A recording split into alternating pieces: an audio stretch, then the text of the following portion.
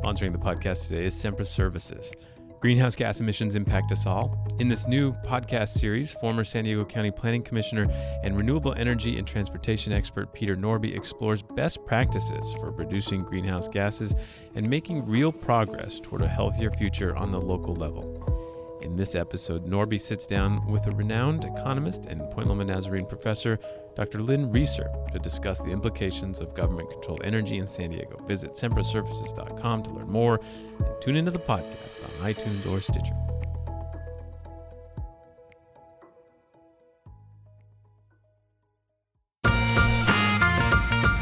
Welcome to the Voice of San Diego podcast, where we make sense of local politics, schools, housing, public safety, the civic issues that impact the life of a San Diego resident. We break it down so you can understand it and make educated decisions. Everything that goes into our investigative reporting, the journalists, public records requests, the data crunching, and this very show depends on the support of people like you because we're a nonprofit news organization.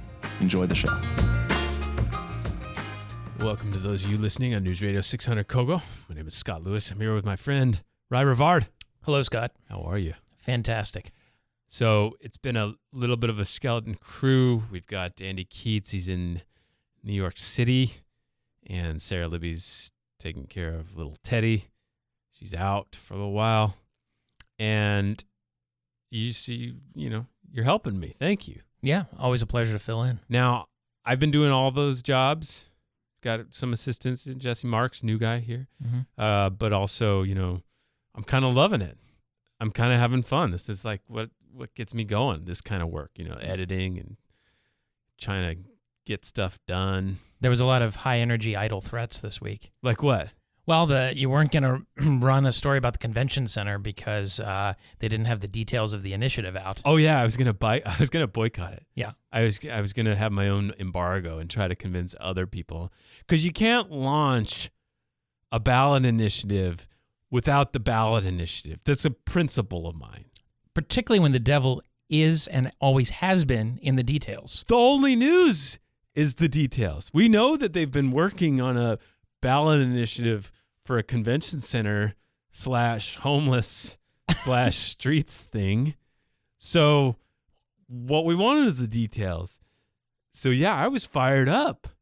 I was really fired up about that. They finally published today in the Union Tribune the ballot initiative, the full thing. So we have the actual official language now, so we can now make judgments and check and verify facts. Today is the State of the Union for the mayor, so you'll hear this after that ran. I'm sure it was stirring. We won't have any reaction until next week. I'm sure it was stirring. Full of vivid policy positions on each far side of the ideological spectrum. We have a great show. We've got Nathan Fletcher, former assemblyman, now running for supervisor. Wow, that was good. We did an extensive interview with him talking about his history in both political parties, now a Democrat, and then what he wants to do with the currently all Republican County Board of Supervisors. Yeah, and he took all our questions. Nathan Fletcher, stay tuned for that. We're going to talk about this convention center ballot initiative, and we're going to also discuss the big news of the week. Holy smokes. Darrell Issa out. If you can't get a Republican elected in Orange County, what can you do these days? What can you do? So Darrell Issa, been representing the 49th District since 1942. Parts of Orange and San Diego County. It was a joke about how long he's been there. He barely won in 2016. Hillary Clinton took that district. 7-point Republican advantage there. He barely made it. Was like 1,600 votes or something. Tough race. He'd faced daily protests. We talked to some of the people who did those protests. And now he's out. And now, there was 4 Democrats running for the seat. Now there's going to be a free-for-all on the right, as well as a bunch of Republicans see, their chance. Where do we want to start here? First, I think the best, most interesting insight came from a couple of Republican consultants. Jen Jacobs talked about this. Why did the Republicans let this happen? So, for example, two Republicans, Ed Royce and Darrell Issa, from the same general situation of coastal California Republicans. They both announced they weren't going to run again, but they both could have easily, it seems, gotten some kind of appointment from the Trump administration and left a little early, provoking a special election that they would have maybe had a better chance to be replaced by a Republican who could run as an incumbent in the final.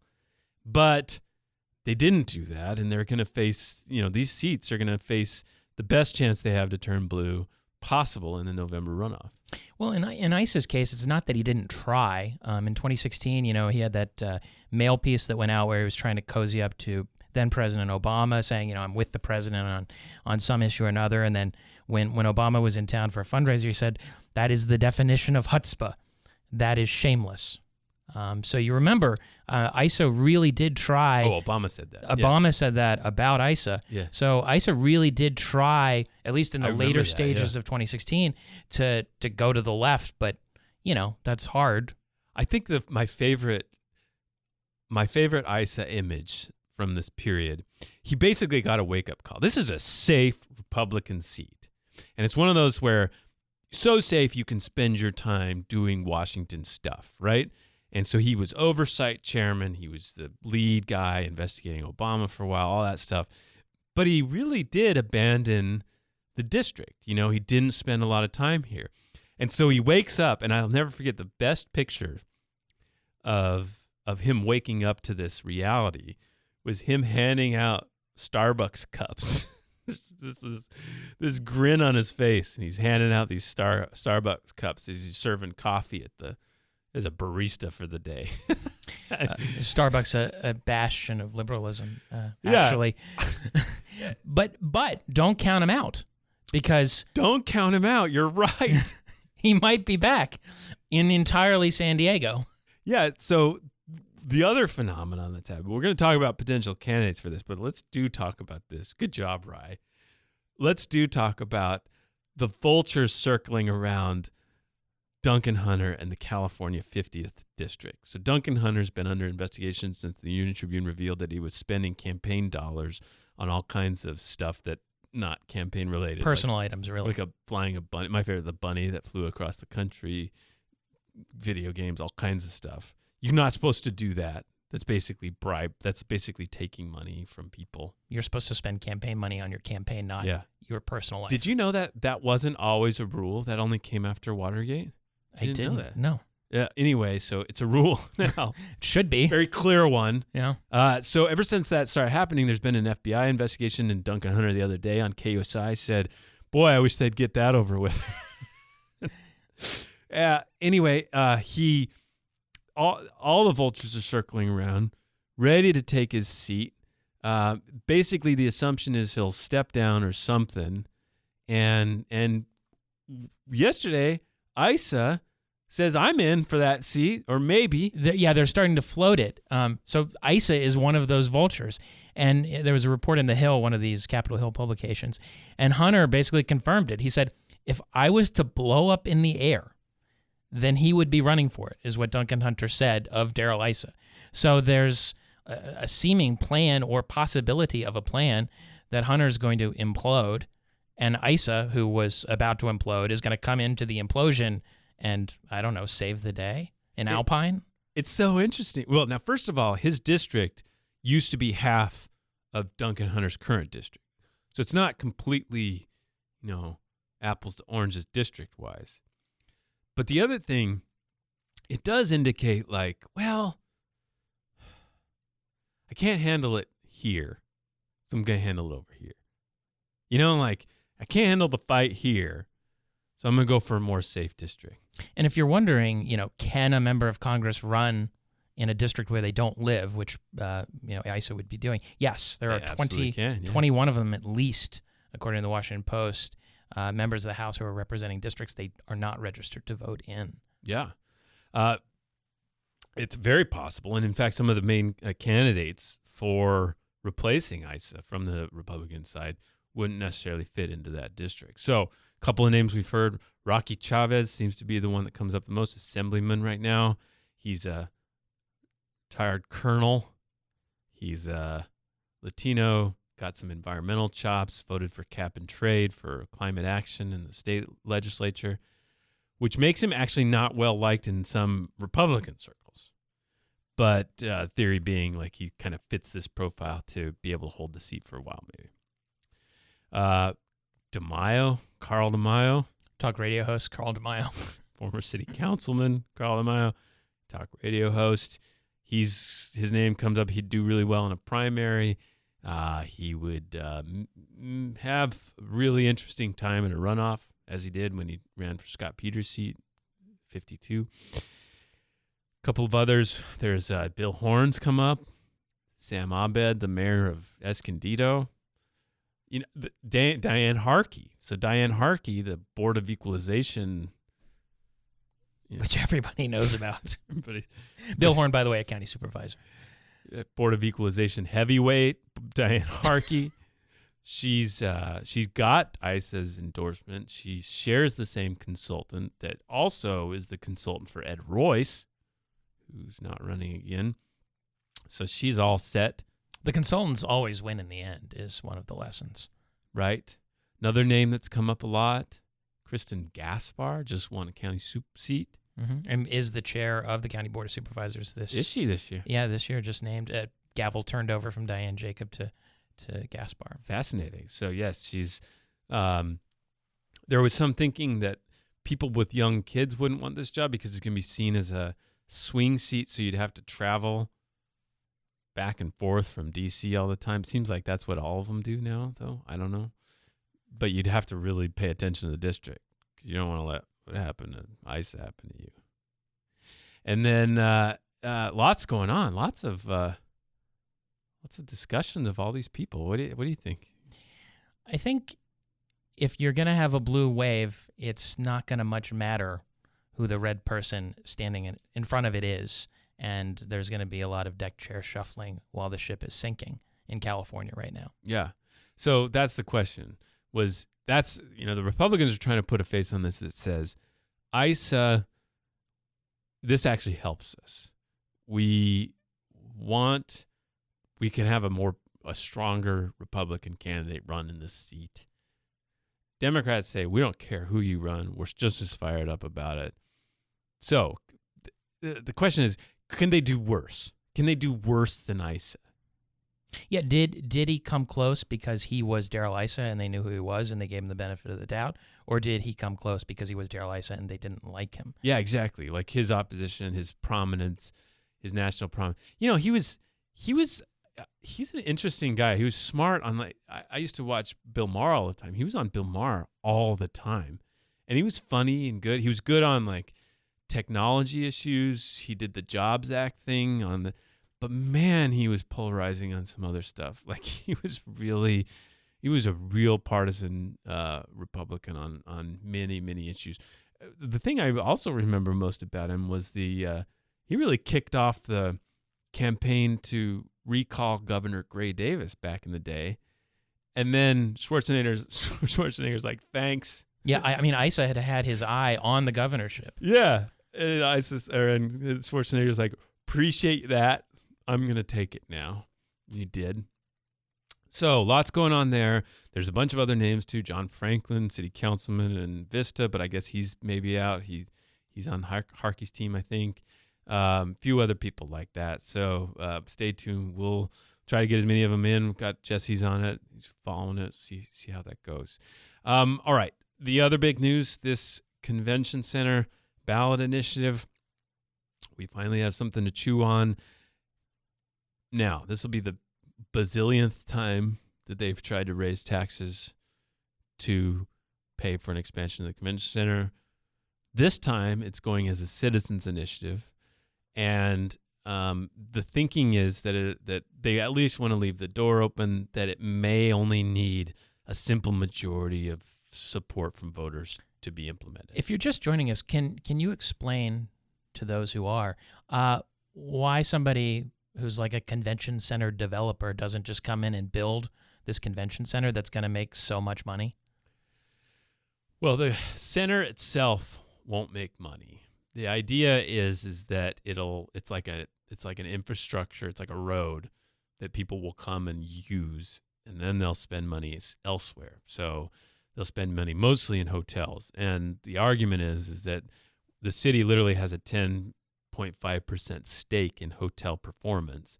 And so if there are more people that come for these conventions, they'll stay in the hotels, and it'll pay the city. It'll make it by worth raising the hotel taxes. You can Exactly. pay that for the convention center. Hotel's better off. There's a convention center. Exactly. It's like goosing it. I Mhm. think that's the verb, the official verb for it.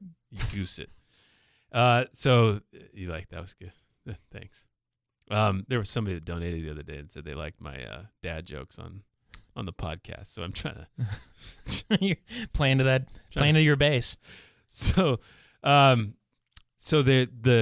the difference with this one is, so it's always been the idea being they'd raise hotel taxes by 3% for the hotels right around the convention center, 2% for those that are in the little concentric circle that goes out to like the 52 highway or whatever. And then the rest of the city all the way down to San Ysidro and what would be 1%. Now they've changed it this time so that it would be 0.25. So it'd be 3.25, 2.25, 1.25%.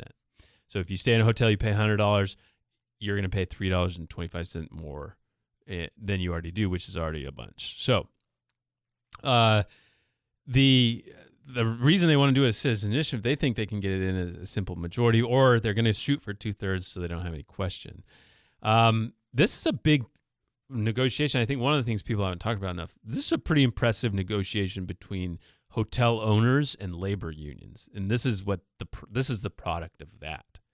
And so that's one aspect of what we're seeing happening.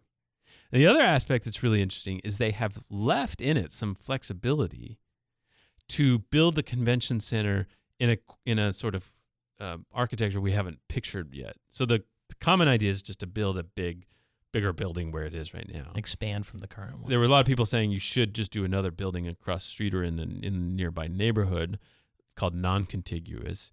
And that was not a part of the last deal and is now allowed for legally in this deal. Now, the people behind the convention center say, no, we're not going to do that. We're not going to go across the street. We're just trying to we might be able to put it on our front porch a little better. So we'll see if that. And it isn't just about the convention center. There's other wonderful things in this ballot initiative. The labor groups successfully advocated for a lot more funding for homelessness. About 1/3 of the money is going to go to homelessness, homeless services, and that's not insignificant. They also put off the investment in streets. So last time it was like kind of homelessness and streets were the same thing or same portion. The last time being just last year when the mayor tried to introduce something like this, and it just completely fell apart on him. Exactly. All right, there was something else I want to talk about this week. So one of the other races that are as big is District 2, the coastal district for the city of San Diego City Council. It's going to be a huge race this year. Woman running for it, Dr. Jen Campbell. She found out what it's like to be a candidate whose words are listened to quite closely. She was at a forum, and the Free Press, the San Diego Free Press, and Doug Porter found this clip of her saying this. Or we could make that mayor do his job. He's sitting there doing nothing, doesn't enforce the laws, nothing. You see all those panhandlers on the corners? They're probably not even homeless. They're just pretending they are. They're begging. Do they have a license? I doubt it. In this city, they have to have a license. Is anybody checking that? No. We don't have enough police. So, I don't. Look, you can not like panhandlers. You can figure out policies for how to deal with them. I think there's plenty of frustration about it. But I wouldn't question their poverty like that. It doesn't seem like a very productive thing to say they're just faking being poor. Yeah, I mean, it's really not a good look for a Democratic candidate to get caught saying that the homeless should have a license to be on the street trying to feed themselves. So she walked that back. She said, look, she didn't actually apologize. She just kind of said, like, my comments were regrettable and off the cuff. They do not reflect my values or my beliefs. As a new candidate, I learned I need to choose my words more carefully, she said on Facebook and in a statement to the San Diego Free Press. So, example of the kind of discussion we're going to be watching there. All right, our hero of the week.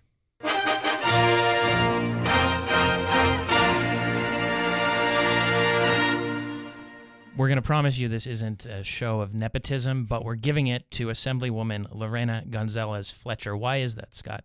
So we revealed a few months ago that the police had taken a DNA sample of some kids that were later found to not have any reason to have detained them at all.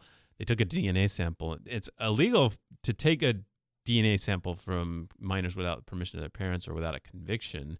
But the police later said, well, we get around that because we don't actually put that DNA in a national or state database. It's just ours for later. We have a local database. Yeah.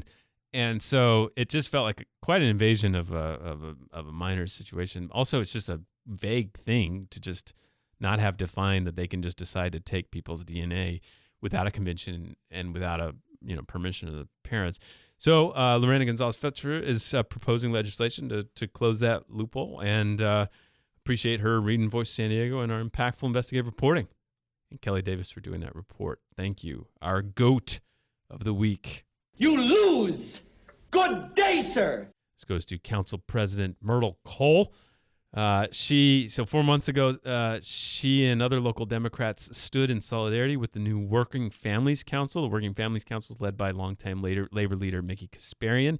He formed it after a rift opened between him and the AFL-CIO, the local version, the Labor Council.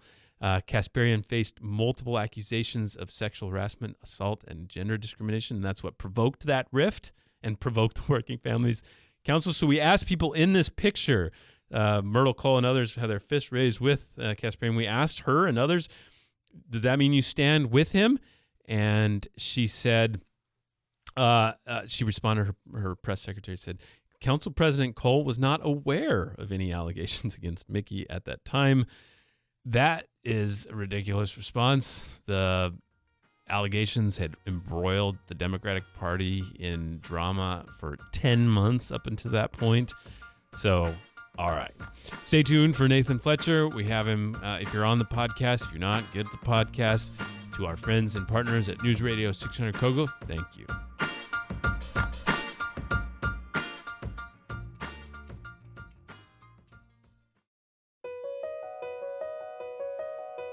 Voice of San Diego podcasts are made possible in part by the Prevent Drowning Foundation of San Diego.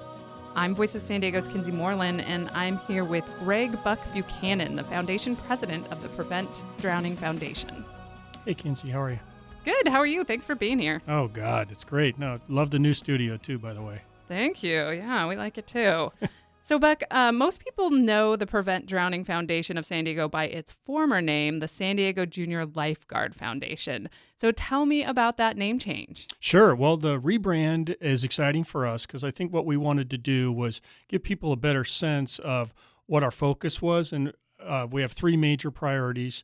And one of them will always remain the San Diego Junior Lifeguard Program. But more importantly, our primary program is called Waterproofing San Diego, and that's essentially where we're trying to raise funds to teach every kid in San Diego how to swim.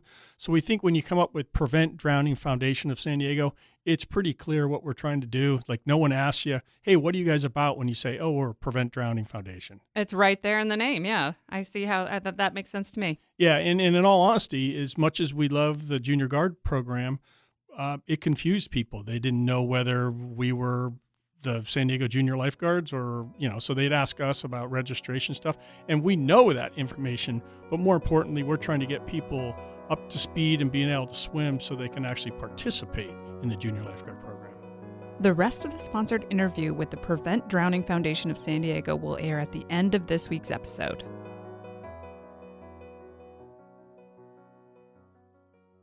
Okay, we are joined in the Great Voice San Diego podcast studio by Nathan Fletcher. First time here, right? It is. It's fancy. You guys have you've gone big time here. Yeah, kind of a big deal. It is. You're wearing a tie. I'm like, I had to remind Scott it's a podcast, man. No one can see you dressed up. It's TV day for me. It's the day that I'm always worried about everything, but everybody's pretty cool for me these days. So. There you go. All right, so this is gonna be fun. We're gonna have a lot of we're gonna go down a lot of different paths. Cool. And I think it's a great opportunity to talk about everything. So I did want to start though with a story, and I think it helps kind of maybe offer a little bit of a disclosure, but also just sets the stage for a question I wanted to ask too. Sure. So, you and I. So let's dial back to 2012. You're running for mayor. Yep. And you. I wanted to meet with every mayoral candidate. Right. This is a big mayor's race, open seat. 4 major candidates. Very diverse field of candidates. Right. You got a DA, you've got Carl. So I go and have wine. I wanted to do one thing with each candidate, right? Mm-hmm. And I had a glass of wine with Carl DeMaio. I went and met Bonnie DeMenace's little dog. What kind of dog? What kind of wine? I don't know. I remember it was a little wine bar in Hillcrest that we had the wine. The dog was a little dog. I just remember like a little one of those like Yorkshire Terriers or something. All right. I hope I didn't. She's probably really offended that I don't remember. But the dog. No, she might listen. Yeah, and Filner never figured it out. Right, that's classic. And then you and I, Nathan, we were gonna go surf. Yep. And so it didn't happen. We were trying to figure out times, whatever. And then I'm moderating a debate. And you came up and you said, "Hey, so afterwards or whatever, it's like, well, let's do this Wednesday. We'll go surf on Wednesday." Right. And I was like, "All right, let's do this."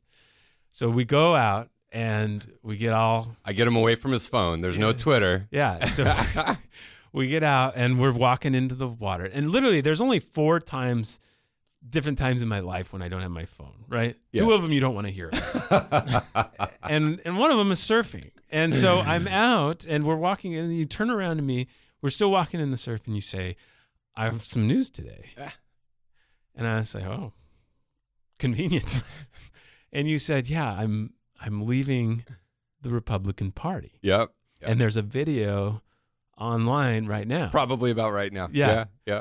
And it's like, it was torture because he's a Twitter addict and he's like, "Oh, I can't get to my Twitter." I was just like, "You son of a bitch." Like, you just, you had me out there. You got that. I couldn't talk about it for like 4 hours. Oh, we didn't surf for that long. No, but it was a while back. Yeah, sure. Yeah. And you had me captive for your message and your change and everything. It was rather savvy, very impressive. Set the stage for. I did get hit in the head with the board. Yeah. My own board. Yeah, you made that sound like self-inflicted. Yeah, you made by that my sound own like board. this big, like raucous. It was overhead at least. Yeah. And, you let the blood run down your face just enough. It was dramatic. Perfect. Yeah. So we ended up surfing a lot. Every once in a while, we'd go out. I meet people for coffee all the time. We would, but surfing's more fun. Way more fun. And we would talk and. If everyone surfed in the mornings, we would just have a lot less societal problems. People just, you're just in a better mood. Yeah, you're in a better mood. We don't want all those people in the surf. No, that's true. That's why I'm glad it's cold. Like people complain about the wetsuit. I'm like, I like the wetsuit barrier. Yeah, it separates the weak. Right, and so it ended up like we would surf during these like weird times of your life too. Yeah, like you lose an election. Race, yeah. Well, then you have a lot more time to surf. I think after losing a race, I think I set a record of, surfing 50 consecutive days, rain or shine, good waves or bad, because, you have more time. Yeah. So now you don't surf is what you're saying. Well, now I go with my kids. So the 2 little ones, 6 and 9, are really into it. And so I still go. I probably go more. I just don't get like past the break. Got it. I get like waist deep at La Jolla Shores and I'm pushing and tracking and catching. So I remember that second time you lost the mayor's race. Yes. It was a little dark.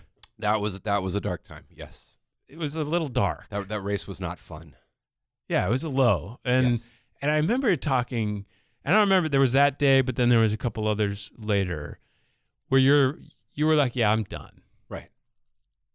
You said, "Look, I don't know. Wasn't sure what I wanted to do. I don't know what's going to happen." Right.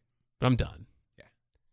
And I remember being, all right, well, that's interesting. And so when I ask my first question for you would be from that period, let's say 14? 2013 into 2013. Yep. till now, that's about 3-4 years. Uh-huh. What happened in your life? Well, I think a couple things did. I think, after the second one, you've taken your second loss basically in one calendar year, and you've had this incredible dynamic that I don't know has been really replicated anywhere, where you lose every institution of power, and and it's still very close. I often tell candidates, if you're going to lose a race, you don't want to lose a close one. Yeah. Because then you tend to kind of grind on things a little bit. What do you mean institutions of power? Well, we lost in that 2013 mayor's race. We obviously lost the Republican Party. We lost the business community. We lost Labor. We lost the Democratic Party. And we had the owner of the paper openly said, "I will use my paper as a weapon to destroy you," and then did.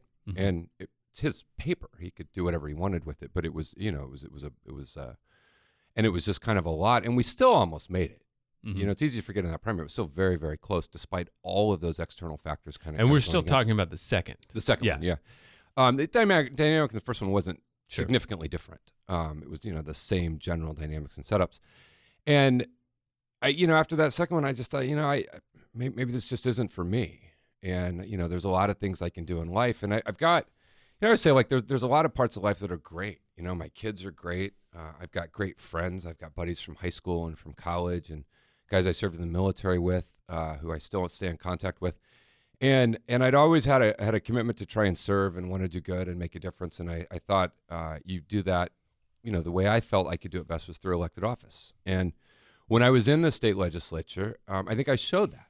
I had a lot of legislation pass. We passed a lot of substantive things. We tackled issues. And I look back on that 4-year period and am proud about, hey, we made an impact.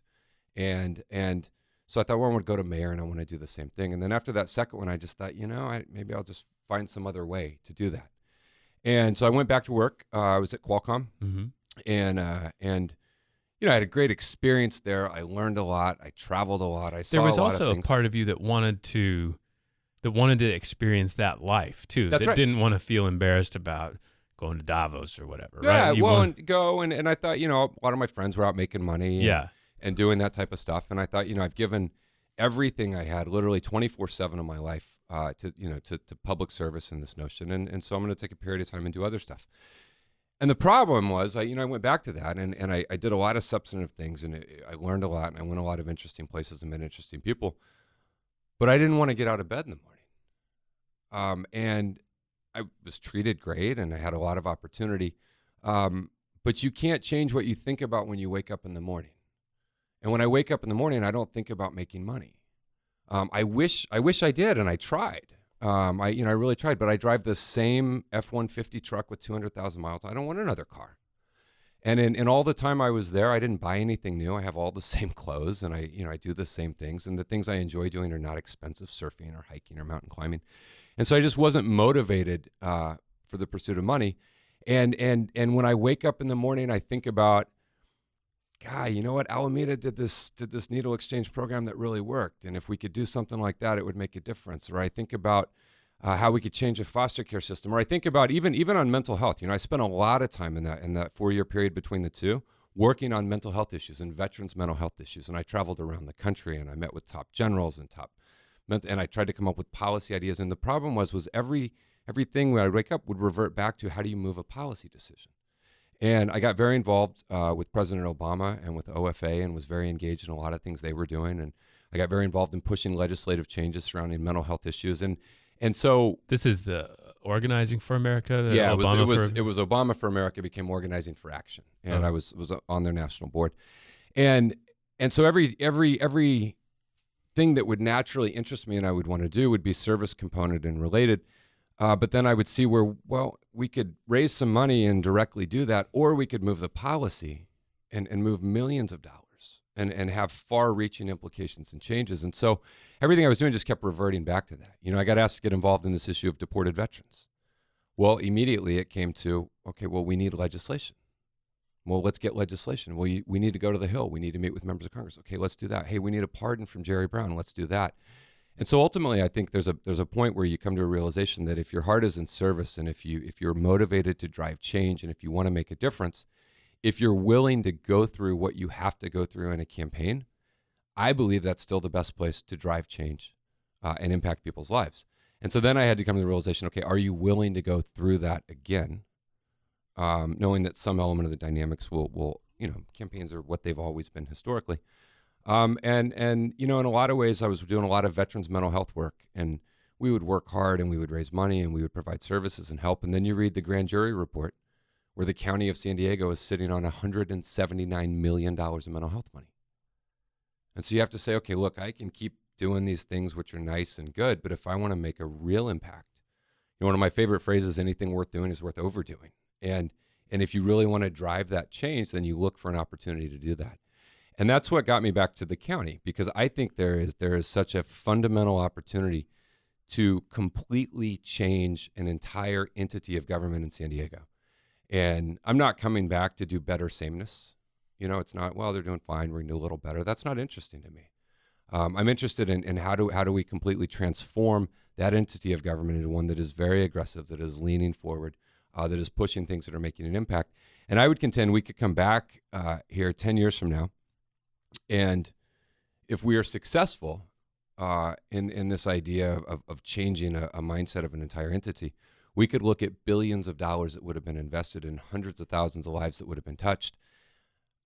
And I could feel good about that. Mm-hmm. And I could be proud about that. And I think losing a race is helpful in a lot of ways, because you get a better sense that none of this is really about you. Mm-hmm. And you realize that when you lose. Nobody calls you back. But I think when you come back from that, now you come in and you have a sense and say, okay, well, at some point my career will end. Maybe it's next year, maybe it's after 2 terms here, maybe it's 20 years from now, I don't know. But when it ends, it ends. And then everyone moves the attention to who's next. And you want to be able to look back. And so I want to have that same sense of being able to look back on my tenure at the Board of Supervisors that I can when I look back at the State Assembly, and have a sense of accomplishment, that we made a difference, we did something good. And I fulfilled, whatever that innate desire is to be of service, the same that led me to the Marines and led me to run in the first place. And so ultimately, somewhere along the way, I came back to the realization that this is what I want to do with my life. And so we're back. Let's keep understanding this period just for a second and put it to rest. So you're working at Qualcomm. You also had this foundation, Three Wise Men. Yep. And you're teaching a class or two at UCSD. UCSD. Okay. So what did you do at Qualcomm? So I had a number of things. So after I lost the mayor's race, I sat down with Paul Jacobs, and he said, so what do you want to do next? And I said, I have no idea. Mm-hmm. And I had to kind of self-reflect a minute. He said, well, what did you think you'd do if you lost? I had to pause and say, I didn't think I'd lose. And then I had to go, gosh, that was, maybe more self-aware or humble, I think, perhaps, because I never thought about it. I never thought about what I would do. And even the second time? Well, the second time was different. This was the first time. The second time I thought, well, and then I'll go back to what I was doing. Yeah.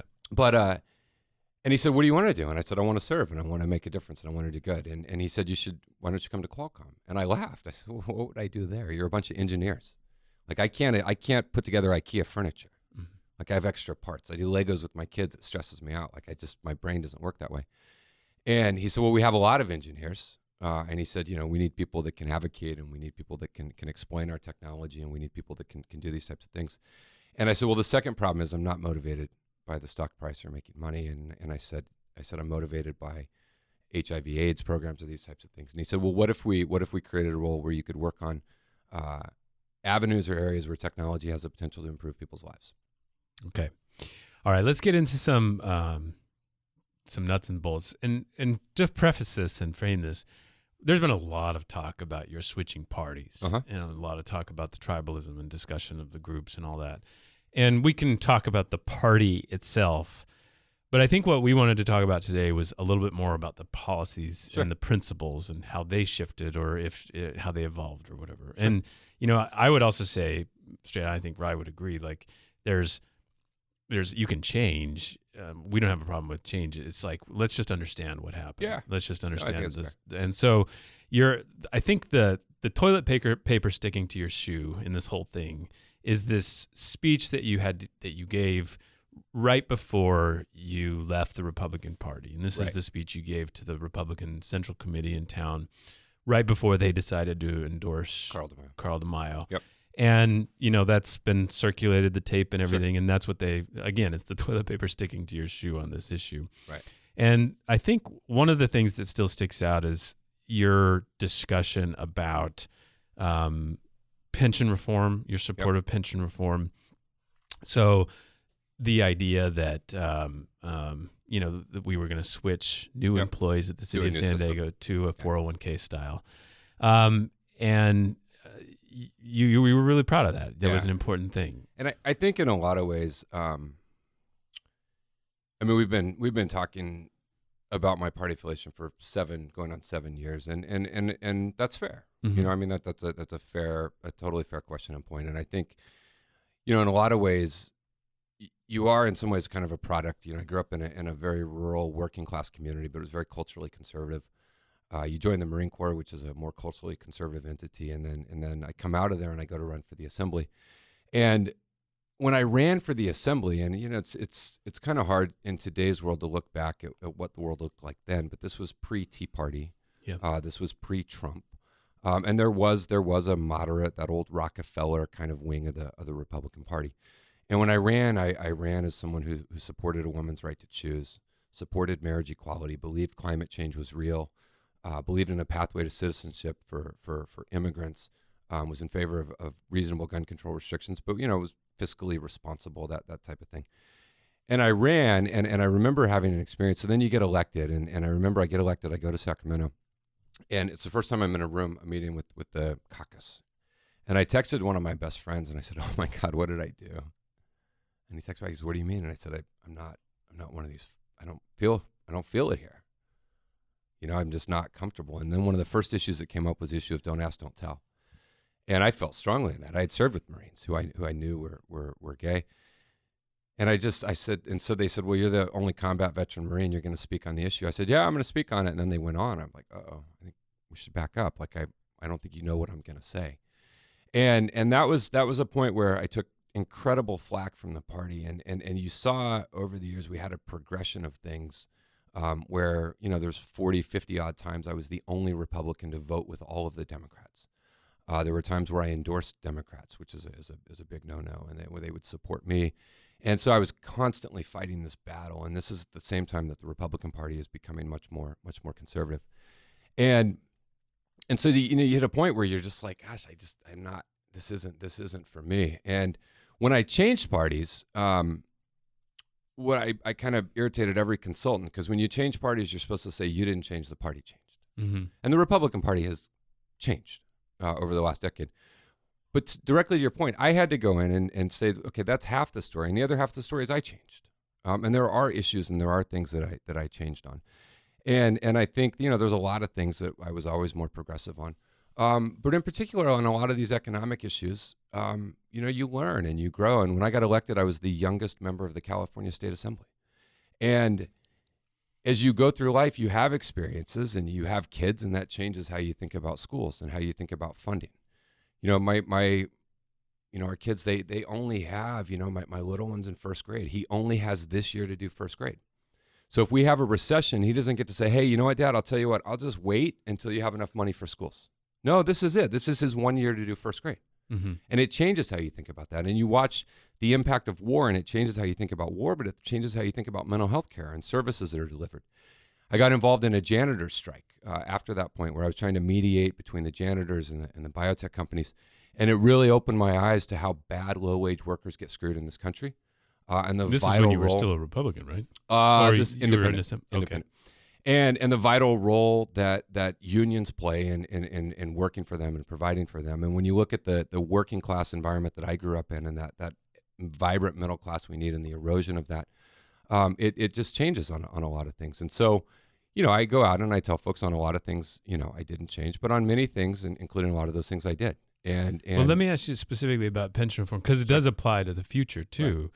Right. You wrote in the UT, "I believe the Comprehensive Pension Reform Initiative is the best opportunity to accomplish this goal as far as fiscally responsible group, getting the city back on track. It will remove taxpayer risk for new workers' pension, end abusive pension spiking, reduce city costs,"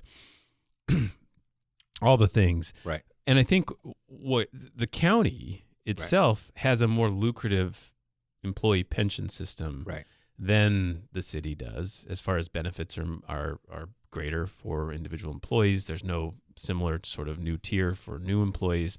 And, there has been some pressure there. It's in a funding ratio similar to what the city faced years ago. Not quite as bad, but yeah.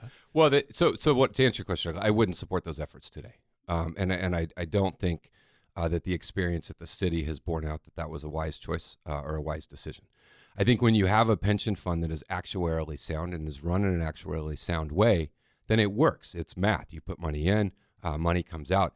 The problem that the city made, and the county made half of the same problem, is in the early years they gave retroactive benefit increases, right? Which is fine if you want to make retroactive contributions. So if the employees and the employer want to make retroactive contributions, then you could do retroactive increases. But absent that, you should not do that because that's not running an actuarially sound pension system. Now, the city compounded its problem by taking money out of the pension system to do other types of things that they want to do. And that's not what a pension fund is for. And the county made half of that same problem. In 2002, the county did retroactive benefit increases without retroactive contributions, and I would oppose 50%. And I would oppose doing that. Yeah. I don't think that is a wise way to go. The county pension fund, if you look at it today, I think it's around 76, 77% funded. They have, I think that they have been rightfully conservative in their estimates. I think there's 4 times since then where they have lowered the assumed rate of return on 4 separate occasions. And they have a track record and a path where they will get to fully funded. And so I think the pension fund and system as prescribed today on the roadmap they're on and the trajectory they're on will remain healthy and vibrant and solid. And so I think we have to be mindful of any future changes to make sure that they're done in an actuarially sound way. And we certainly can't repeat the mistakes of the past. But I do believe that we have an obligation to workers who are going to go to the county, who are going to provide services, who are going to dedicate their life there, that we provide them a secure and stable retirement. And I think that's an important commitment that we make. This is what fascinates me, though, about the various changes you've made over the years, is you obviously pay a lot of attention to the details. But when you were a Republican, I mean, you got down in the weeds and things. You talked to us in, I think 2010 about how, you were concerned that maybe the city didn't have enough money in its reserve fund. And then this year or last year, one of the big things you talked about was how the county had too much money in its reserve fund. But comparing those two are comparing apples to carburetors. I mean, but those are totally different. I do understand that, but there was a period of time, I think everybody understands that when you're part of a party these days, you don't always say what you mean. But given all of the details that you pay attention to and the weeds that you do go into, it's hard, I think, for somebody who hasn't gone surfing with you, for instance, to know who you really are. Right. You were, proudly sort of opposing and standing up to unions, and now you're sort of standing with them. How do we know that that's what we're going to have if you're on the board? But you also can't take that. I mean, look, you can. That's fair. That record's fair. You can take that, but that's missing the context of the fact that the Republican Party was savagely attacking me for my willingness to work with unions, right? And the fact that I had endorsements from unions in that same time period, and so it's. It's a piece of it, but it's not a complete story. And I was always willing to sit down and work with folks and try and listen and understand an issue. And I think one of the challenges you have in a very tribal partisan environment is when you get elected, the information that you get tends to be one-sided. And so you can get in the weeds on information that's presented. And, I remember this really clearly. We had an environmental issue, and Dan Jacobson, who represents Environment California, and most of these issues come before you, and you get presented information by the side that you're partisan alignment with, and the other side doesn't bother to come visit you. And they don't come share their facts or their perspective, their information, because they just assume where you'll be. And there was a bill that came up, an environmental bill, that all the kind of business groups were opposed to. And I had read a story in the Atlantic or somewhere. I knew this issue, and I voted for it. I was one of the only Republicans to vote for it. And as I walked out, Dan came up, and he said, "Are you Fletcher from San Diego?" And I said, "Yeah." And he said, Did you push the wrong button?" And I said, No. He goes, "Well, who came to see you?" And I said, "Nobody came to see me." I'd read this thing, and he said, "Can we come see you?" And I said, "Of course." And what you'll see is over the 4 years in the state assembly, if you track this, and KPBS did an exhaustive analysis of the voting record, which showed I was far and away, exponentially, not even close, the most progressive Republican. But what you will see over those 4 years is a clear and consistent trajectory moving in a more progressive direction. So you'll take one of those scorecards where the first year may have been a 30, and then the next year was a 60, and the next year was a 90, and you can see that. Because as you have that willingness to listen to folks, and as you have that willingness to engage and truly examine facts, when you open your perspective to a broad array of facts, it can naturally lead you to a different conclusion. And, there's a great line that an error doesn't become a mistake until it's not corrected. And so in a lot of ways, I think that this is a part of life. As you go through life, you get new experiences, you get new perspectives, you gain new facts. You're able to look back and reflect back on experiences that actually happened. We had a whole campaign on managed competition, right? 2013 mayor's race, a whole campaign on that.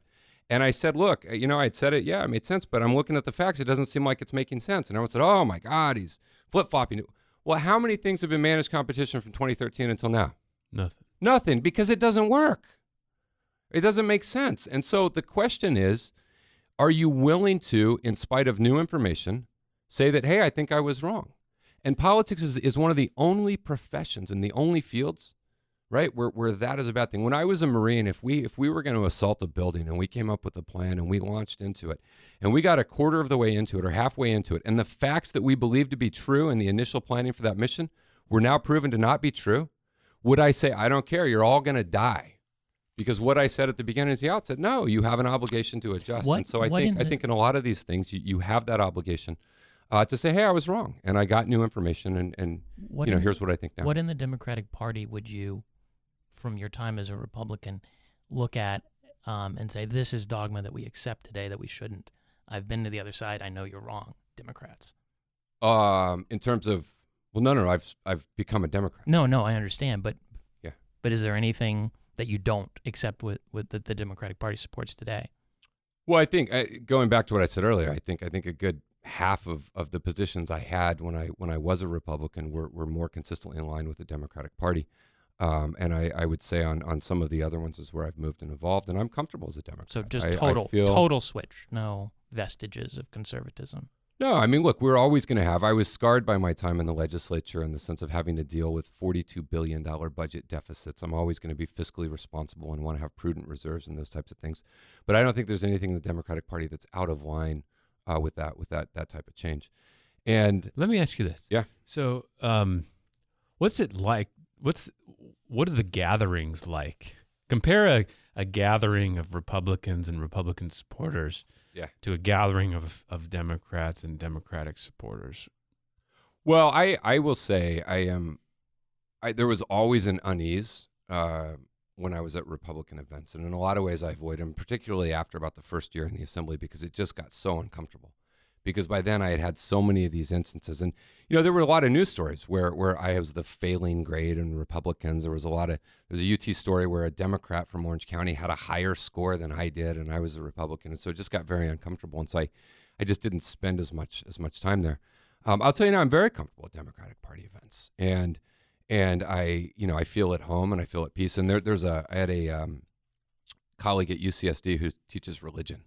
And he came and he said, it's widely accepted in religion, in religious theory, that converts have the strongest faith because you're rejecting something and you're embracing something new. And my wife will tell you there's no Catholic like a convert. And I think having talked to other folks that have gone through the same process, they have the same experience. I had a great conversation with Joe Biden, the vice president, when he was vice president. And it was fascinating because he said, no, I started as a Republican. And he said, then I did about a year as an independent, and then he became a Democrat. Elizabeth Warren was a Republican into the 90s. Howard Dean was a Republican. Hillary Clinton was. These are not uncommon things. And it goes the other way as well. Rick Perry was chairman of Texans for Al Gore, until he became the new. And so it's not. And what's most interesting about it is when you go and you talk to voters, I think there's an interesting point that in all of the millions of dollars of attack ads that have been hit on me, there's never been one that attacked me for changing parties. Mm-hmm. Not one, because voters don't care. And look, I'm out walking every day and I'm talking to folks, and I have more people go, yeah, you know what, I changed, and I view this way and now I view it that way, and you look at how opinions on on cannabis have changed. You look at how opinions on marriage equality have changed.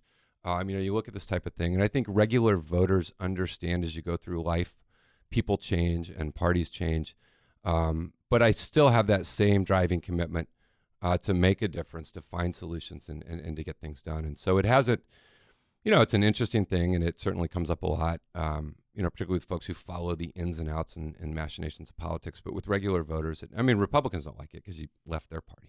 Sure. But with Democrats, it hasn't been a stumbling block. And I just want to reiterate, I don't think there's any principle we have that, I think it makes total sense that a moderate Southern California person would leave the Republican Party, and it seems to have borne out as what's happening all the time now. I mean, you life. see it. It's like every week now. And I always say the question is not why someone left. The question to be answered is why would anyone stay? What I want to ask though is there is a kind of caricature of you as really artificially opportunistic somehow, and grabbing at opportunities and really desirous of public office. How do you explain what motivates you? Well, it's that driving desire. It's the same thing that led me to join the Marine Corps. It's that desire to be willing to go out and drive and risk and sacrifice and do things that benefit and help others. And that's what motivates me. And that's why I joined the Marine Corps. That's why I ran. That's why I'm back today. And I've seen that we can move public policy and we can make a positive impact and we can do things.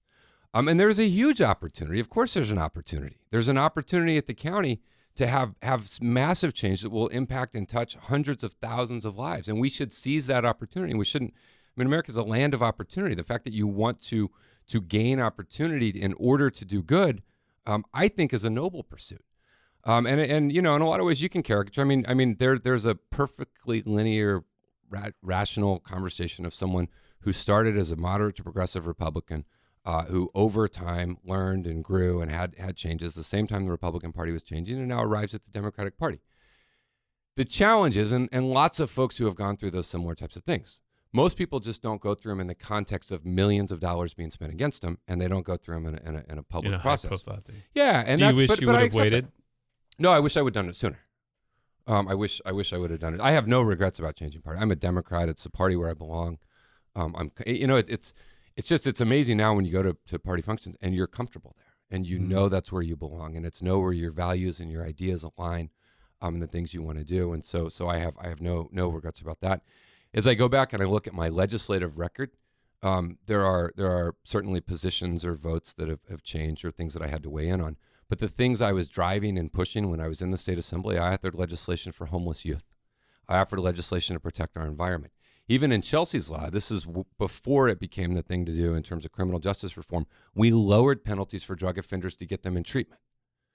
And time and again, I drove legislative policies and solutions, and the things I was working on and advocating for are still things that I would work on and advocate for today. The things that I was pushing as my initiative, even in the mayor's race, are still things that I would support. And you're reacting to things other people are doing, you take a position, but the things that I was driving are very, very similar. And so that commitment to service, that drive to make sure every person has an opportunity, to make sure that everyone has that chance at success that I had coming out of a working class family, that commitment to give our kids a better environment, those are all values and beliefs I've always held and continue to hold to this day. Mm-hmm. One of the other principles I want to go back to, and then we can start talking about the county specifically a little bit more, is just the idea of taxation. So one of the parts of that speech that you made was just about how forcefully you had resisted pushes to help close some of the budget deficits at the state level. Sure. And you had avoided and refused to support taxes. What's your rubric now as far as how you understand why you resisted then and how you evaluate tax increases now at the county level in particular? Yeah, and I think we have to we really have to look in a lot of ways at the net impact on having a healthy, vibrant economy. And you have to look at the erosion of the middle class, and you got to look at how a taxation system works now. And at the time in that same campaign, I was being attacked for supporting the switch to single sales factor, which was a tax code change that would have brought in net revenue to the state of California, which I was supporting. So it was in essence a tax increase. This is the idea that amusement parks don't have No, this taxes. was different. This was one we could do a whole podcast on, but it's basically the way states calculate their corporate tax formulas. Oh, okay. And so California had a way where companies could pick one versus the other, which no other state did. And so we proposed with John Perez, we were going to eliminate that loophole. Primarily would have impacted the tobacco industry and large out-of-state corporations. It would have benefited entities that are based here and sell their products here, and then we were going to take those funds and provide the middle-class scholarship, which was to help kids get through college. And I think in that instance, you look at that's one where you are doing a net tax increase, but you're reinvesting back in the opportunity for economic growth by providing for college and by providing those types of things. And so I think when we weigh in, we assess them now, we have to look at what are the critical needs that need to be met, and what will the impact of those be. And I'm certainly open to revenue sources. We have a number of housing issues that will be on the ballot, which I'm inclined to be supportive of. I certainly came out and supported Governor Brown's sales tax increase to fund schools and education, because I had seen with my own kids the impact on schools and education. And I remember one day sitting at a school with the principal who showed me their budget and what was going on, and just having this moment where he said, we could raise the state income tax a point or two. We could make sure kids get a quality education. We're not going to do irreparable harm to the economy, and we can be in a better place. And so that certainly molded and shaped my thinking in those areas. Mm-hmm. And I will say too, I think that these are all good, fair questions. These are questions that members of the Democratic Party spent a lot of time on, mm-hmm. right? The activists, the heart and soul of our party, who care deeply about these issues, and meeting and conversations and times I address these issues, and when we went for the party endorsement, the threshold is 60% to get the party endorsement. I had 94% of the delegates voted to endorse me, mm-hmm. because they accept that I am a Democrat and they understand it. People I served with tremendous progressive records like Chris Kehoe came out and endorsed me and supported me. People like Donna Fry and Marty Emerald, and a lot of folks who in the last mayor's race just hadn't had the time and said it's too soon and it's too fast have come around, and every labor union that is endorsed in this race has endorsed me as well, because they said, look, we understand and we get it, and we see where you are, and we believe you're there, and we think you'll be an effective fighter and driver of change at the county. And so in a lot of ways, while these questions will persist probably for the rest of my life, and that's okay, those who are most impacted by this seat on the Democratic side have stood in almost unanimous support of saying this is the Democrat who we want. Yeah, I don't win. think I was saying like you're a Republican, or you were, and now. So I was just curious, what your approach and thoughts were about taxes. So the county's budget has enough revenue. The county receives enough revenue. Well, the county's sitting at a point now where they've got between $1.7 and $1.9 billion in reserves, which is 3 times the maximum amount Standard & Poor's says county government should have.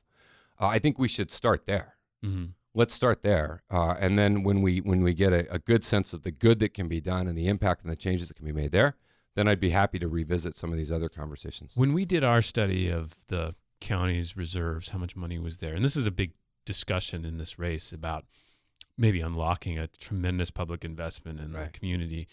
And what it seemed clear was there's a big reserve, and then there's also a bunch of funds that have sort of been set up for these longer term priorities. Yep. And I guess the biggest discussion is, do you want to just take from, or just work on the part that's a reserve that may be too big, or are all those priorities? No, they all have to be priorities. And the county has. I went to the budget hearing, and I spoke. I was the only candidate that went down there, and I said it's not that as a county government you're ineffective, and it's not that you can't spend money. You just do it in the wrong places. So when the county wants to find money, they don't have any problem finding money. When they want to give themselves a 19% pay raise, they have no problem finding the money. When they want to offer the Chargers $150 million for a stadium, and they did offer them $150 million. There's a letter, there was a press conference, they did. Then they had the money. When they want to build underground parking structures, they have the money. When they want to build fancy county buildings, they have the money. And so I want to see a county government that takes that same ability to execute and point it in a different direction. And so let's actually provide overnight inpatient mental health beds and facilities so that you don't have to get arrested to get overnight mental health care treatment. Let's actually provide substance abuse and drug treatment protection. Let's actually, here's an example from the county. There are only 2 places in the world I know that still hold to this old mindset that needle exchange doesn't work. Needle exchange works. The optics of it may not be pretty, but it lowers infection rates. It lowers addictions. It saves life. Other than Mike Pence when he was in Indiana, the county of San Diego in a 5-0 vote is the only one that said, we don't want the state money. The state has available funds for needle exchange. And our county 5-0 said, no, we don't want it. So we don't get it. And these are the types of things. We should have a new immigrant and refugee welcome center, right? That's something that other counties do, that we should do. There's a CPI study that showed $990 million of economic activity if we would just sign people up more aggressively for available services and programs that are there. And so I think that within that context, there is ample opportunity to drive substantive change that makes a real impact by getting the county more aggressive in terms of what it's doing. And no one's going to go to a situation where we return to the 70s. We're on the brink of insolvency and bankruptcy. And I certainly think my legislative experience, having lived through such a crushing budget deficit and what we had to do, has shaped my thinking on that. But it is without question that they can do vastly more than they're doing now with available resources. There was this attempt by SEIU last year to use labor negotiations to drive some of these major public policy changes at the county. And a lot of people saw that as sort of backhanded. You're taking a closed-door labor negotiation and trying to do sanctuary county policies and all kinds of social service reforms, really social service expansions. Did you, I know SEIU has endorsed you, the local here. Did you endorse what they were doing and the sort of the way they were going about it, trying to unilaterally make liberal hay out of a very Republican board of supervisors? Of course I did. I stood with them. Yeah, I marched with them. I stood with them. I spoke with them, because what they're showing is that they have a commitment not only to their workers, but they have a commitment to an approach that I think will be more beneficial to the San Diego region. And I applaud them for using the platform that they have. Not just to fight, and look, you have county workers eligible for county services. We have some of the lowest paid county workers. We have some of the fewest per capita, and I think we need to do more. And I applaud them for not just singularly focusing on that, but partnering with community groups, partnering with immigrant groups and refugee groups, and trying to drive a broader conversation about what we need. And I think the Invest in San Diego Families Coalition has been integral in getting us to a place where we're now beginning to have more, and it's not just them. I mean, The Voice has done tremendous reporting on this in terms of the county, which has flown totally under the radar for so long. And all of the blame and attention goes to the city. Now needs to be a factor in the conversation. And I think having competitive races for the first time is a good thing because we're highlighting those issues and we're driving those conversations. And we'll get to some of the issues, I think. But when assuming you would win, it's still 4-1. What can you hope to get done? Well, you can get a lot done. I mean, look, there's a lot of things at the county that don't get addressed because no one ever raises them. Everyone gets together, everything's a 5-0 vote, and if it's controversial or difficult, it doesn't get taken up. And if I get elected to this seat, we're going to put forward those issues, and we're going to put people on the record. And we're going to put forward evidence-based, measurable programs that have been demonstrated in other areas that we know will work. We're going to build a coalition behind those. And then we're going to demand a vote on things that we know make infinite sense and are a wise investment in taxpayer dollars. And now those discussions and debates don't happen. And the county board, if I was successful in winning, by the time I left, it would have completely turned over. And I think as new people get elected, you're going to see people that bring a new approach. And I think that is sorely needed at the County of San Diego. But it's not just, and this is one of the reasons I think that we've been able to attract such a wide base of support from environmental groups to labor groups, Democratic Party elected officials, is it's not enough to just be interested in the policy, and I am, right? But you need to have had the experience to be willing to go out there. This is a legislative position, and so many issues the county deals with are things that I've legislated on. I passed legislation on, I engaged on. But you also have to have that ability to build that coalition, to drive that conversation, to negotiate hard, and then to get progress. And I thought it was a very significant day when we went and stood in front of the county and we put out a great detailed plan on housing. And I hope we get into some of the components of that. And we had a funding source, the money they offered the chargers. But think about this for a second. We stood there with 2 members of the city council, with a member of the state assembly, a member of the state senate. We had representation from federal elected officials. We had a board member from the port, from the convention center. We had business owners, labor leaders, community leaders, faith leaders, and we stood with one voice and said the county of San Diego needs to do more. And that's how you begin to drive change. It's not just the idea. It's the idea, it's the coalition, and then it's the willingness to drive and push and try and see that through to fruition. And that's what I think in a lot of ways separates our candidacy, which is why you see 2 things. A, you see a tremendous base of support behind our candidacy, and you're going to see tremendous opposition because there are, all 5 of the incumbents who have endorsed someone else, and they're going to cling to that. And so we're going to face opposition in this campaign. And I don't think, sometimes I say, consensus is crap. If you have an idea that no one opposes, it doesn't do anything. And so you shouldn't be afraid of opposition, but you should find things that are evidence-based, that are measurable, that make sense.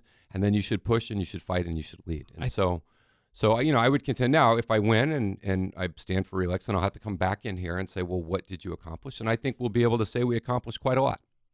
I think that it would help as we start to get into some of these ideas and county issues to actually lay the groundwork of what the county does. Yep. And every couple of months, somebody asks me, why doesn't the county get a lot of attention? It's a bigger government, all that stuff. And the way I always explain it is that so much of what the county does is mandated by the state and federal government. What the county's supposed to do. Exactly. And that they oversee the management of a lot of that effort, but the county board of supervisors could very easily glide with that responsibility. Right. And the part of it that they do deal with that can get controversial, some of the land use issues in the backcountry, we're going to talk about that as well. But that it's easy to kind of oversee the county without getting attention and without doing controversial things. Right. And this is, like you said, a legislative job. This isn't an executive job. You went for an executive job at the city, and this is a legislative. You'll be one of 5. So how do you make that transformation? Right. I see all this, build coalitions and stuff like that. But really, what can you do? Sure. I mean, what can you accomplish as one of 5 there? Well, I was one of 80 mm-hmm. in the state legislature, and we accomplished a lot. Mm-hmm. We had 30 pieces of legislation that were substantive and made a tremendous impact. I think being one of 5, you can do more than you could when you were one of 80. You also, at the county, you have the absence of a elected executive. And so in some part, that empowers each individual supervisor to do more. And what you can do is you can put forward policies and proposals and things that you believe should be done, and you can get a vote on them. And you can do that through the budget process in terms of how they allocate their funding. You can do that through resources in terms of how they allocate their staff. You can do it through a cultural change. I'll give you a specific example. Our county has a general rule that, I don't believe that they faithfully administer state and federal programs like they should. And the fact that we're 9th out of 10th in CalFresh and all these other types of issues where we don't sign people up would seem to provide quantitative evidence for that statement. But another thing they won't do is they won't take temporary pilot project funding. Because they say, well, if it's not permanent, we're not going to start it, because then if we start it, we might have to continue it. Well, you might have to continue it if it makes sense. And so Sacramento County, a few years ago, there was a federal program. Our 2 little ones are both adopted, and adoption's near to my heart and very personal to me. And the county runs the adoption programs. We adopt it through the county. So the federal program said we're going to take what we've historically called the unadoptable. And that's kids that are between 13 and 17 years old. And it's very hard to place a family for them. And we've just accepted that. And we've accepted that 1 in 4 of them will be incarcerated, that 1 in 10 of them will graduate high school, that they're going to be homeless, and they're going to do all these types of things. And it's just a horrible thing. And that's just how it is. Well, federal program said we don't believe that to be true. We think if we put resources and we dedicate those resources to providing a social worker to meet with that child, providing outreach to parents who are willing to take that child and adopt them as their loving children. And then once that's made, if they continue to provide support and assistance to facilitate that process, we think it'll work. And so Sacramento County did it, but they measured the outcome. They measured and they tracked each one of these kids. And what they showed was quantifiably, they were actually saving county resources because you had fewer kids entering the criminal justice system. And you had fewer people that were homeless, and you had fewer people that had to be incarcerated and go through probation. And so after taking the federal funds for 5 years, they said, holy shit, it works. And they continue it to this day. Well, those are the types of things we aren't doing here. And those are the types of things that an advocate supervisor who has experience, who isn't afraid to lead and push, can get done. And if you're one of those kids that graduates college instead of going to prison, you're probably glad that someone got up that morning and decided to fight for you. Mm-hmm. And so I think that there's a tremendous amount we can do. And the county has obviously huge social service responsibilities in terms of health care, and mental health is an issue where I think that they've completely missed the mark. Substance abuse and addiction is another one where we can do a lot more. Public health. They have tremendous environmental obligations, where they can really fulfill a regional commitment to the environment. They have tremendous public safety obligations. We've got a lot of ideas we would like to see implemented when it comes to public safety and embracing criminal justice reform. They do things surrounding voting. They administer elections. We're a county that's not a pilot project for SB 450. I think we ought to be. How do we get more people registered? How do we get more people to vote? And so, and then they have leadership roles in entities like SANDAG and MTS, Air Resources Board, and other places. They are the Regional Air Quality Control Board. And so I think a county government that really wakes up and says, if we're going to adhere to the motto that says the noblest motive is the public good, that means we got to try and drive change, and we got to try and make a difference. And so I think you can have tremendous impact. So there's two housing discussions. There's one is a land use discussion, right, and one is services and funding discussion, right? Let's start with the services and funding. Okay, that was the heart of your presentation, right? And that was I think an effective framing when we talk about people who are able to frame discussions at city council. We've had a few, and it would be interesting to see somebody on the county board of supervisors try to frame these sorts of discussions and hold them accountable.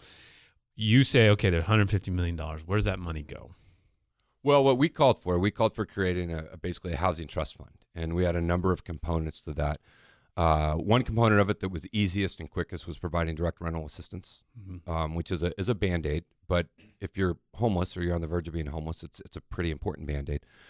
And then we had some really creative ideas for looking at some best practices and things we can do. And one example that I found really interesting is I was reading through the guidelines for affordable housing projects and how they get developed. So in affordable housing projects, there's a federal tax credit that gets administered by the state. CTAC, and so if you have an affordable housing project, to the extent you get a local subsidy, you draw down more of that state tax credit, which is what helps finance the project.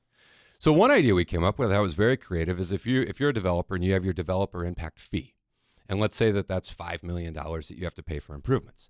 Well, that tax credit only has vision for 15 years. It can only see 15 years. So if I delay your fee for 15 years in one day, you now draw down $5 million more in state tax credit. You're still going to pay me back. You're going to pay me back in 15 years. I can take it out of now.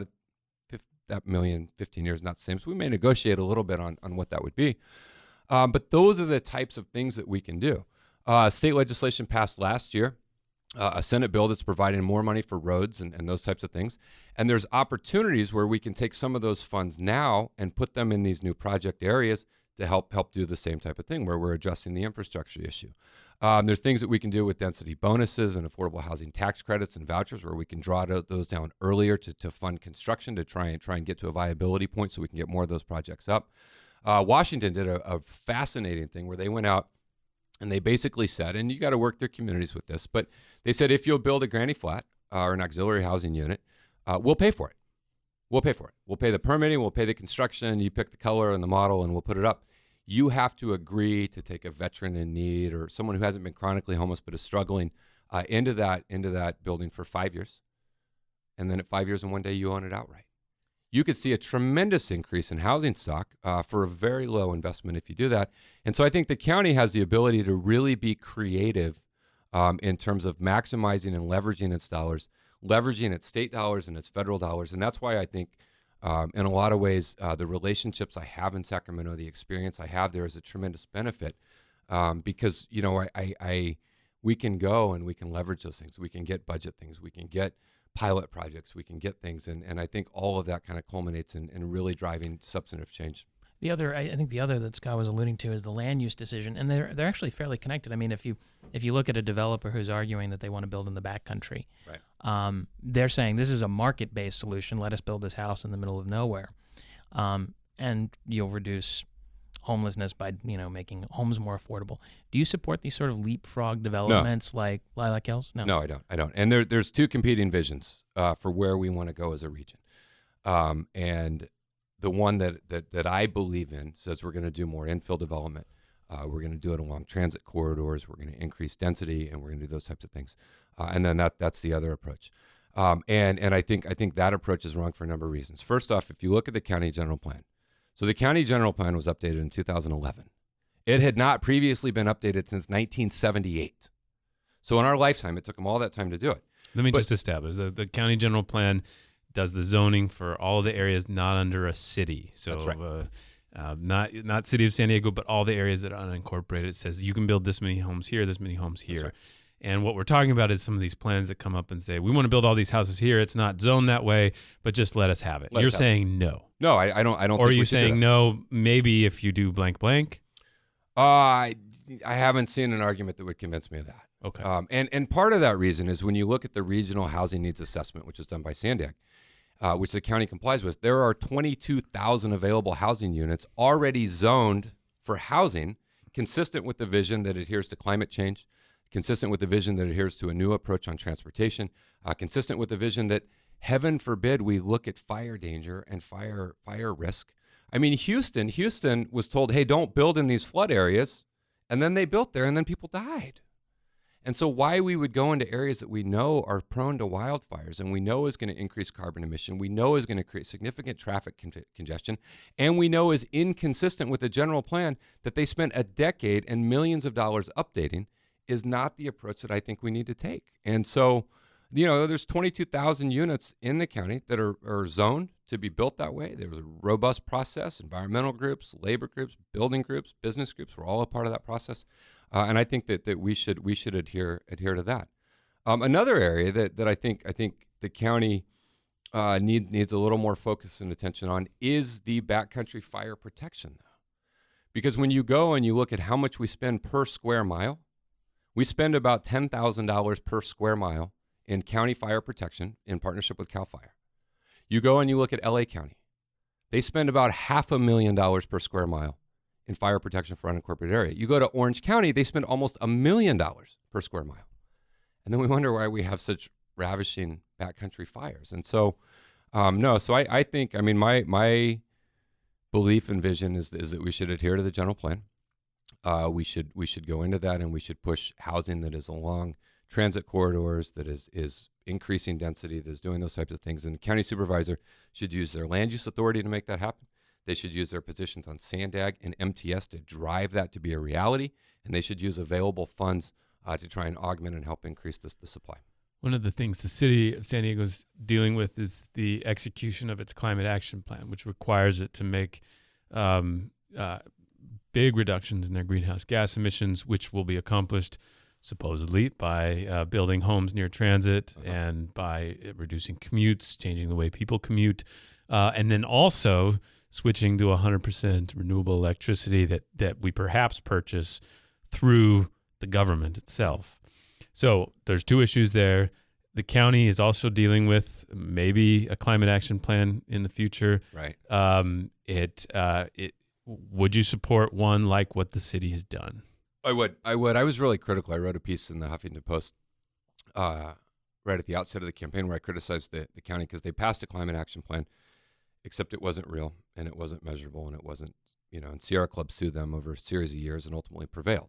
And so now they're back at the drawing board, and they came out with an initial draft, which said, we want to get to 90. And I'm like, well, if you can get to 90, go all the way, get to 100. And so I think they're working through that. There's some things in that draft that concern me. But I would like to see the county have a robust climate action plan and actually be a leader on these issues. One that's enforceable? Yes. And how about... what's the point of having it if it's not enforceable?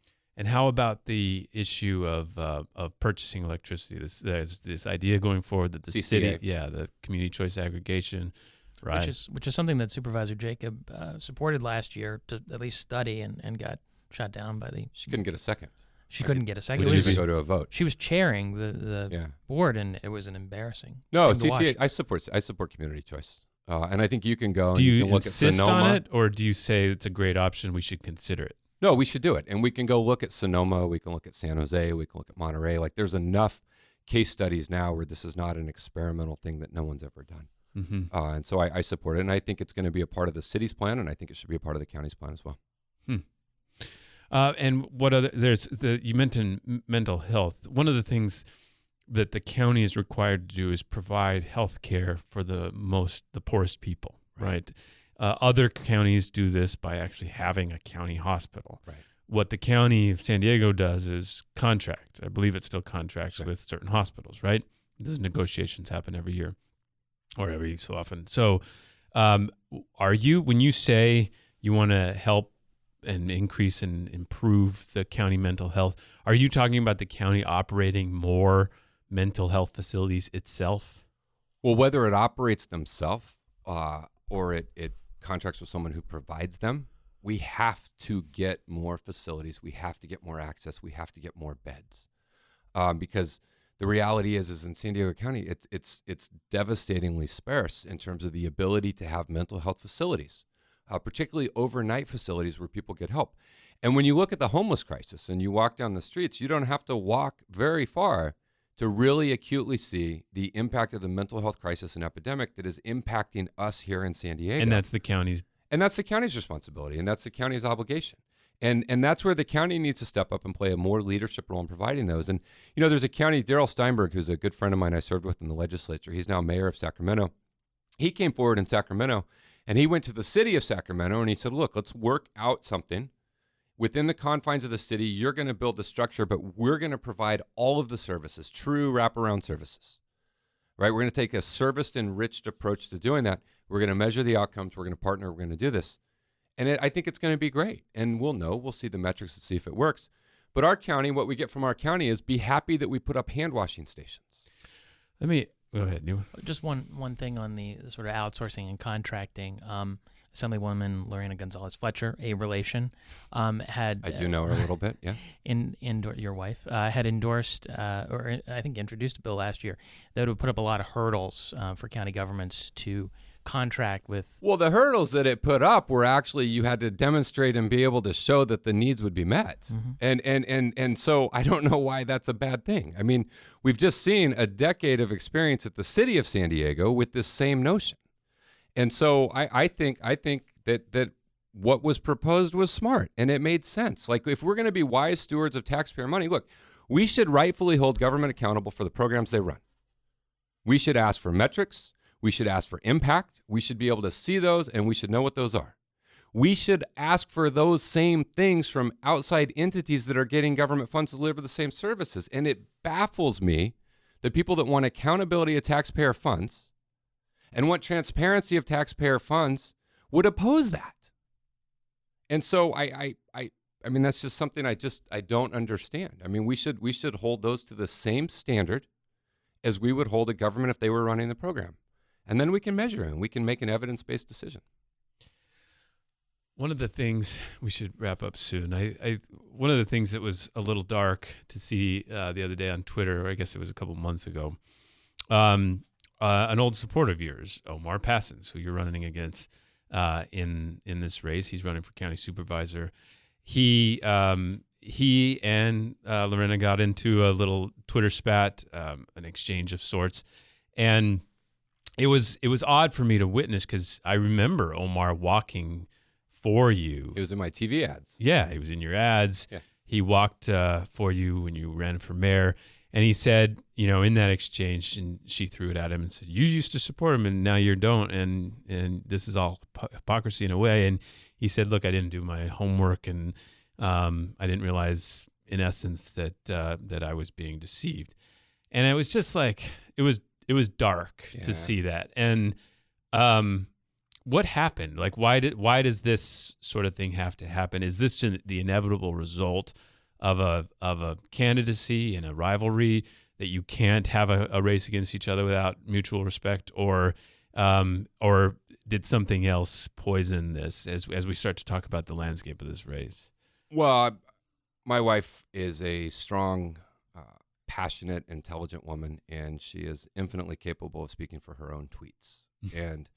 and so I'll let her address the things that led to that point. What I will say is we all make decisions in campaigns about how we conduct ourselves and the way we go about them, and we all live with the consequences for those decisions. And, there's a natural process in campaigns when people run. I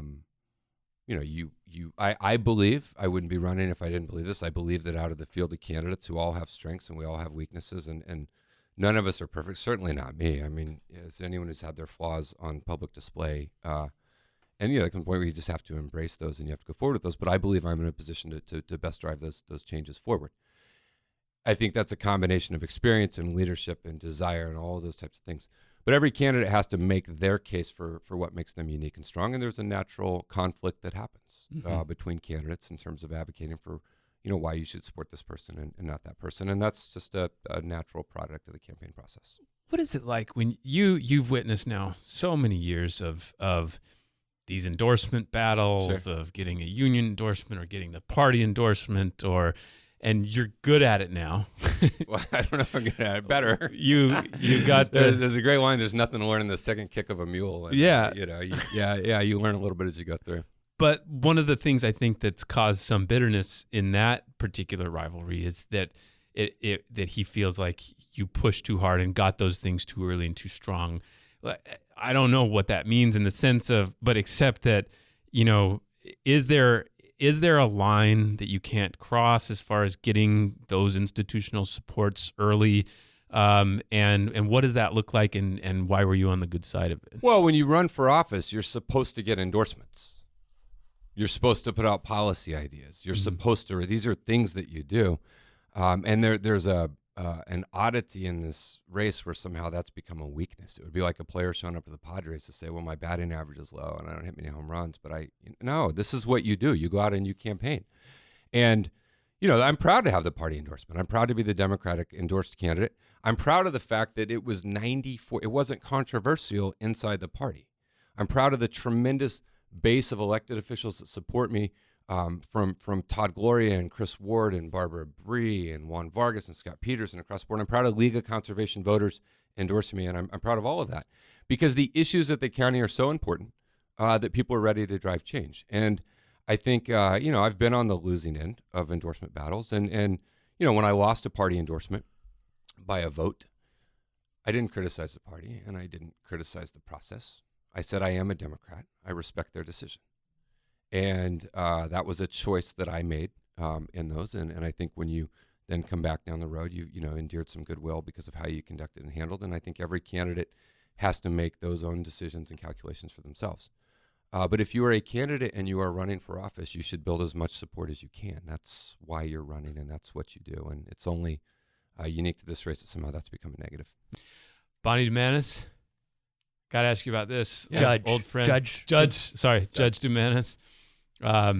She's running. She's got all the support of all the county supervisors.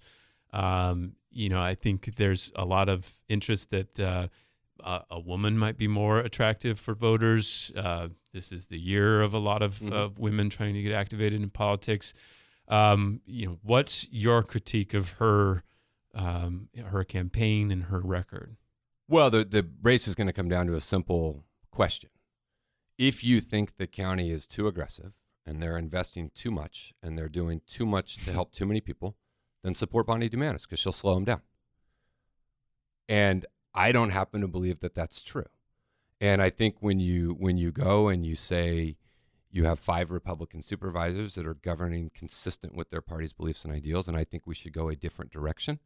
I think particularly in this district, that message will resonate. And so there's not a clearer contrast or choice between status quo at county government and change that could possibly exist than the contrast between our approaches and our drives and what we want to do when we're there. And that's a debate I'm looking forward to having in a robust way. And it really is a debate about the future of San Diego. It's a debate about the direction we want to go. It's a debate about the type of policies and things that we want to implement and what we want to do. And so I think in due course we will get to all of those. There's a mayor's race in San Diego in 2020. Yes, I wish them all well. And you're willing to say you won't? Oh, I definitely won't. No. And you will stay at the county super. If you win, you'd stay. I would only seek reelection. And the board of supervisors. Yeah. Okay. Clear as day. Clear as day. Yeah, I think when you look at what we want to do at the county, I think it would take 2 full terms of. I mean, this isn't easy. I mean, I was in the military where it was large institutions, and you would watch commanding officers change, and you would watch the change of culture, how it would take. And at the state, I watched, we went from Arnold Schwarzenegger to Jerry Brown, and that was where there was one executive who had the ability to change it. In a large company, I watched a change of CEO, and I watched that change. And so, the things we're talking about doing will not be easy. You have 40 years of kind of institutional culture pointed in one direction. It's not going to magically just transform itself overnight because 1, 2, 3 supervisors change. It's going to take a lot of very dedicated and hard work. And I really am personally invested in a lot of the issues that the county does. Growing up, I had a childhood situation where someone from the county probably should have intervened. And I know personally, the price of the failure to do that. I think when I look at our 2 little ones, we see the tremendous opportunity that's there. And when you look at what they can do for those who need help the most, they can really have a tremendous impact. And so I'm excited about the prospect of getting elected and beginning that daily slog and grind and push and organizing. And I think it would take a full 2 terms to see some of that through. And then I think we could be proud of that. And then I could go on and do whatever else I want to do in life. So if Paul Jacobs said, what are you going to do if you lose? What would you say? I don't plan to lose. Nathan Fletcher, we good? Nathan Fletcher, thanks for taking all of the questions. And we will hold you accountable. We'll ask you a bunch of questions if you do win. And, very good. But we'd like to get everybody involved, maybe get you on or some sort of debate coming up. So sure, happy thanks. to. All right, thanks for coming in. Guys. Thank you.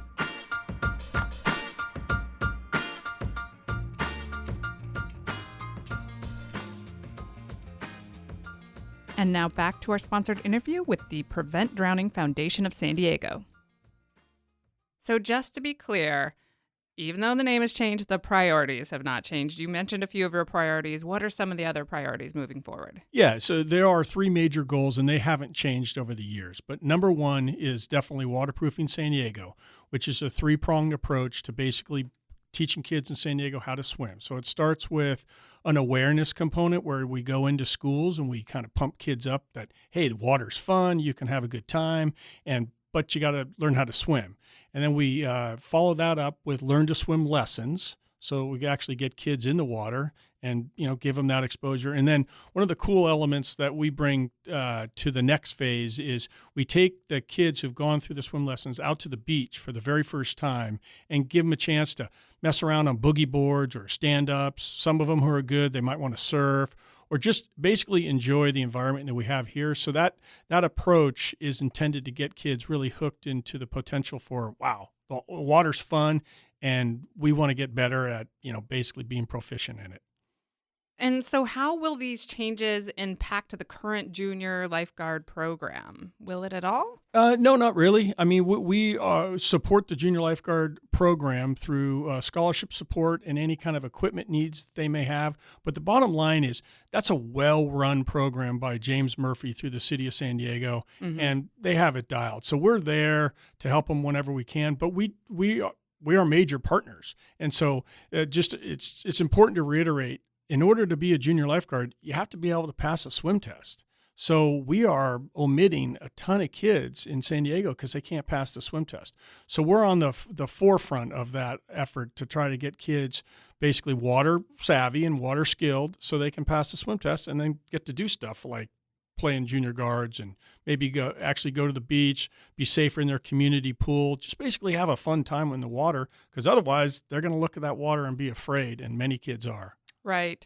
So how can people get involved with the Prevent Drowning Foundation, either on the receiving of your services side or volunteering and helping you meet your goals? Yeah, our website, Prevent Drowning Foundation of San Diego, has a whole get involved component, and that's really easy, whether they want to actually contact us to get more engaged or donate money. But I'll tell you, more importantly to us is we're looking to create an energy and a movement in San Diego where literally parents say, yeah, it is important that I teach my kids how to swim. If I don't know, there are resources that I can utilize, and one of them is us. Mm-hmm. But just as importantly, tell their friends. And to be honest, the school districts got to be more on board with helping this community be more water savvy because, hey, we're surrounded by water. It's an amazing community.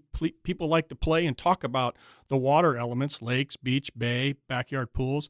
But, man, we got to be safe in the water. And that's our primary focus. And that's what we hope that people do in San Diego. They get engaged in this movement, this initiative, Waterproofing San Diego, so that kids and then basically family and the whole community is engaged in this process. Right. I have 2 young boys, and I'll show up to a birthday party, for instance, and I'll see a pool, and they're still not to that point where I don't look at that pool with a little bit of fear and trepidation. So you're speaking my language right now. It's just Southern California, pools are everywhere, water is everywhere. Exactly. And it should be an enjoyable visit to any water environment. Mm-hmm. But I mean, just like in the last, 2015's last stats, but there was over 180 drowning or near drowning situations in San Diego County. I mean, that's a lot of trauma and drama and sadness for people in San Diego. We can do better.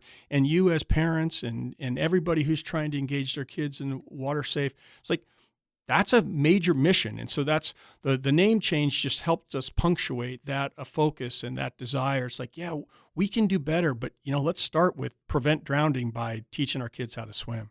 So you mentioned the school district as one of your community supporters or partners. Who are some of the other groups that you're working with too? Yeah, the YMCA, without a doubt, Park and Recreation in the city of San Diego, and then, of course, police, fire, lifeguards. They love the public safety component, meaning basically keeping people safe. But we have a lot of different nonprofits in town that are just unbelievably engaged in what we're doing. They're trying to help underserved youth, which is a primary focus for us, basically give them the opportunity. And so we end up being the water experts. And I mean, I have a background. I was a lifeguard for over 30 years. And so I kind of know the gig. And so it's easy for us to basically take that and work it into a larger program so that not only we have the school district, the YMCAs, but we even have engaged local colleges with swim teams and water polo teams. They come out and they help when we go to the beach for the first time. And these young men and women, they love getting engaged and saying, yeah, well, swimming has given me all this opportunity, and so it can for you too. So you mentioned the sadly high number of drowning or water trauma incidents in the region. Is your goal, where do you see the foundation in 10 years? Do you want that number to eventually get pretty close to zero? Well, now I'm going to set you up here a little bit. As the way that Voice of San Diego is leading the way in your industry, that's what we want to be doing as far as the awareness as it relates to learning to swim and teaching your kids. We want to be a hallmark program where people say, yeah, that is what we should be doing as a community. So San Diego is just like perfect, perfect city and county to basically emphasize that. And as we grow and get more effective, I mean, we have a program this year that's going to impact over 7,000 kids in awareness, learn to swim, and their first visit to the beach. We want to grow that number massively so that when you come to San Diego, not only that it's a great place to come visit, but people are water savvy and water safe. And most importantly, the kids, because we got to reduce those numbers. Those numbers just are crazy, and they've doubled over the last 10 years. So it's, there's a lot of us around, and there's a lot of opportunity to go in the water, but we want it to be safe and fun. And so I see us in 10 years as not only the leading program, but also other cities around the country can ask us how we do it and did it, and we can give them that kind of consultation so that they can make their community more safe too. So Buck, if there's someone out there listening who is in contact with kids, a group of kids, maybe teachers with kids, and they know that those kids need help or have never stepped foot in water or been to the beach, what should they do? How should they contact you? Yeah, and for one, acknowledging that and realizing that as a parent or a teacher is fantastic. And so our website, the Prevent Drowning Foundation of San Diego, would be a perfect way for them to contact us, and then they can apply for grants to teach the kids to swim, and we could take them through the whole waterproofing San Diego process, and that would be exactly what we're hoping everybody in San Diego would do, and that would make us a safer community. All right, well, thank you so much. Thank you, Kinsey. For more information about the Prevent Drowning Foundation of San Diego, visit preventdrowningfoundation.org.